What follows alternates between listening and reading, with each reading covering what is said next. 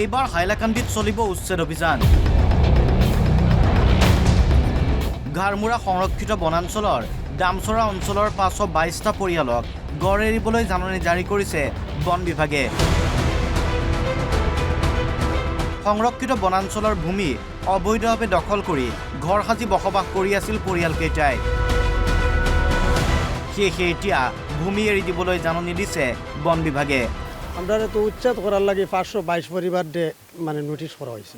তো আমরা এই যে 522 পরিবার খালি মুসলিম কমিউনিটির মানুষরে টার্গেট করে করা হয়েছে। এর মধ্যে হিন্দু মানুষ 1-2 জন পরিবার আছে, তারারে করা হয়েছে না।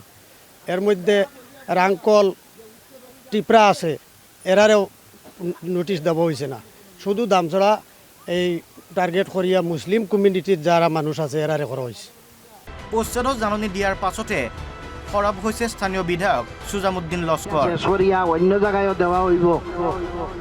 কিয় বাৰে বাৰে ইছলাম ধৰ্মৰ লোকক লক্ষ্য কৰি উচ্ছেদ চলোৱা হয়? প্ৰশ্ন কৰিছে বিধায়কজনে। এই 522টা পৰিয়ালক উচ্ছেদ কৰাৰ পূৰ্বে পুনৰ সংস্থাপনৰ ব্যৱস্থা কৰিবলৈ মুখ্যমন্ত্ৰীক আহ্বান জনায় সুজামুদ্দিন লস্কৰে।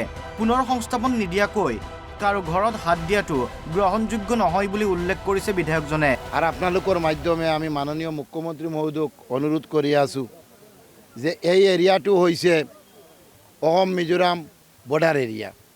ইনার লাইন যেটো আমার এই অলপ গেলেও মিজোরাম, সেইফালেও মিজোরাম, চতুর্ফালে আমার সমষ্টির 100 কিলোমিটার অসম মিজোরাম এরিয়া হয়েছে। আজি যদি উচ্ছেদ করা হয়, এই ল্যান্ডবিলাকো মিজোরামে আগৰ পৰাও দাবী কৰি আছে যে সেইটো সিহঁতৰ ল্যান্ড। আমাৰ চৰকাৰে মাটি বাচিব পৰা নাই, বাচাব পৰা নাই, এতিয়া মিজোৰামক দিব চাইছে। সেই কাৰণত আমি মাননীয় মুখ্যমন্ত্ৰীক অনুৰোধ কৰিছোঁ, শীতৰ মৌচুম, ল'ৰা ছোৱালীৰ পঢ়া শুনা, স্কুল কলেজ গোটেই চাই কিবা এটা ষ্টে দিব লাগে। কিন্তু চৰকাৰী ভূমি দখল কৰা, সংৰক্ষিত বনাঞ্চলৰ ভূমি দখল কৰাসকলক উচ্ছেদ কৰাৰ বাবে বদ্ধপৰিকৰ ৰাজ্য চৰকাৰ। অবৈধ দখলকাৰীক প্ৰশ্ৰয় দিয়া নহ'ব বুলি বহুবাৰ সকীয়াইছে মুখ্যমন্ত্ৰী হিমন্ত বিশ্ব শৰ্মাই। হাইলাকান্দিৰ পৰা প্ৰসেনজিৎ দেৱ, অসম লাইভ 24।